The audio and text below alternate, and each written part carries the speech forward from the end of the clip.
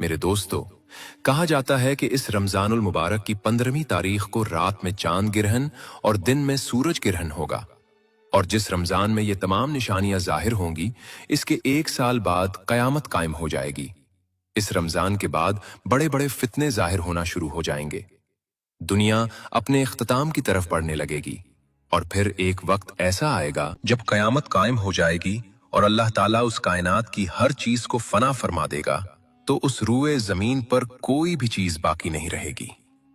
दोस्तों, रमजानुल मुबारक का महीना बहुत करीब आ चुका है।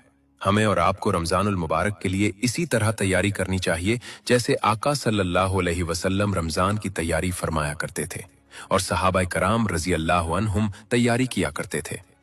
अगर हम आज से 8-10 साल पीछे चले जाएं, तो अल्हम्दुलिल्लाह हमारे घरों का माहौल कुछ और ही होता था। हम पहले से तैयारी शुरू कर देते थे। कैसी तैयारी? खास तौर पर गुनाहों के जराए को बंद कर देते थे। अगरचे हमें साल भर गुनाहों से बचना चाहिए, लेकिन रमजानुल मुबारक को हुजूर सल्लल्लाहु अलैहि वसल्लम ने उम्मत का महीना करार दिया है, इसलिए इसमें खुसूसियत के साथ गुनाहों से बचना जरूरी है। पहले लोग क्या करते थे? घरों में टीवी वगैरह पर पर्दे डाल देते थे, चादरें डाल देते थे, यानी पूरा महीना अगर घर में कोई आवाज आती थी तो वो तिलावत कुरान की होती थी, जिक्र इलाही की होती थी। अगर बातें होती थीं तो रोजे, इफ्तार और सहरी की बातें होती थीं।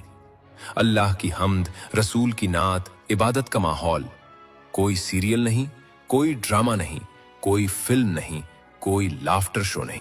आज भी हमें इसी तरह तैयारी करनी चाहिए, इस अहद के साथ कि इस एक महीने में हम गुनाहों से बचेंगे और ये नीयत करें कि इंशाअल्लाह इसकी बरकत से साल भर भी गुनाहों से बचने की कोशिश करेंगे। लोग नेकियां तो कर लेते हैं, लेकिन गुनाहों से नहीं बच पाते। याद रख लीजिए, तकवा और परहेजगारी सिर्फ नेकी करने का नाम नहीं है। नेकी करना और गुनाहों से बचना दोनों मिलकर इंसान को मुत्तकी बनाते हैं। एक शख्स नमाज पढ़ता है लेकिन साथ ही बदकारी भी करता है। नमाज भी पढ़ ली मगर गुनाह भी कर लिया। कोई शख्स नमाजी है, हाजी है, मगर चोरी कर रहा है, बेईमानी कर रहा है, लोगों को धोखा दे रहा है, माँ बाप को सता रहा है। नेकी भी है मगर साथ गुनाह भी है। जब तक नेकी के साथ बुराई से बचना शामिल न हो, तब तक हकीकी तकवा हासिल नहीं होता। लिहाजा रमजानुल मुबारक से पहले हमें यह तय करना चाहिए कि हम उसे कैसे गुजारेंगे। आका सल्लल्लाहु अलैहि वसल्लम पहले से तैयारी फरमाया करते थे।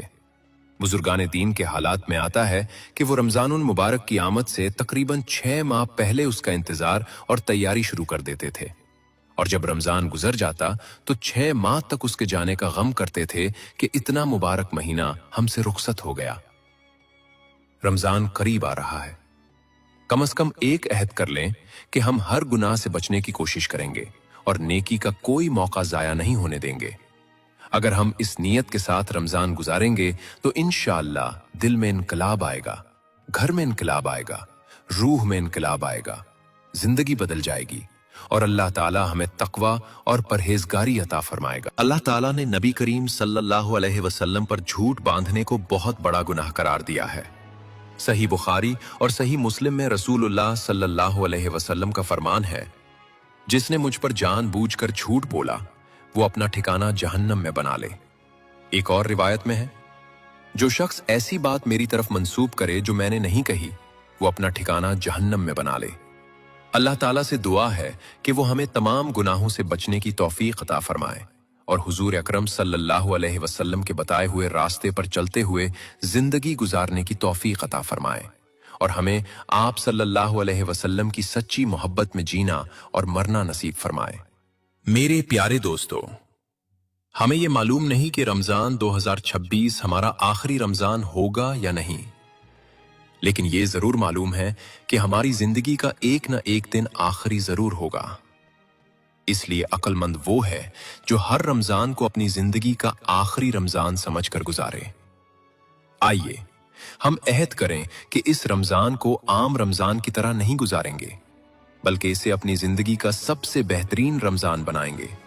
तौबा करेंगे, अपने गुनाहों से सच्ची माफी मांगेंगे, दिलों को साफ करेंगे और अल्लाह ताला से अपना ताल्लुक मजबूत करेंगे। या अल्लाह, اگر یہ رمضان ہماری زندگی کا آخری رمضان ہو تو اسے ہمارے لیے بخشش، رحمت اور نجات کا ذریعہ بنا دے۔ یا اللہ، ہمارے تمام صغیرہ و کبیرہ گناہ معاف فرما دے، ہمیں سچی توبہ نصیب فرما، ہمارے دلوں میں تقوی، اخلاص اور اپنی محبت پیدا فرما۔ یا رب العالمین، ہمیں قیامت کے دن رسوا نہ کرنا، بلکہ اپنے محبوب صلی اللہ علیہ وسلم کی شفاعت نصیب فرما۔ آمین یا رب العالمین۔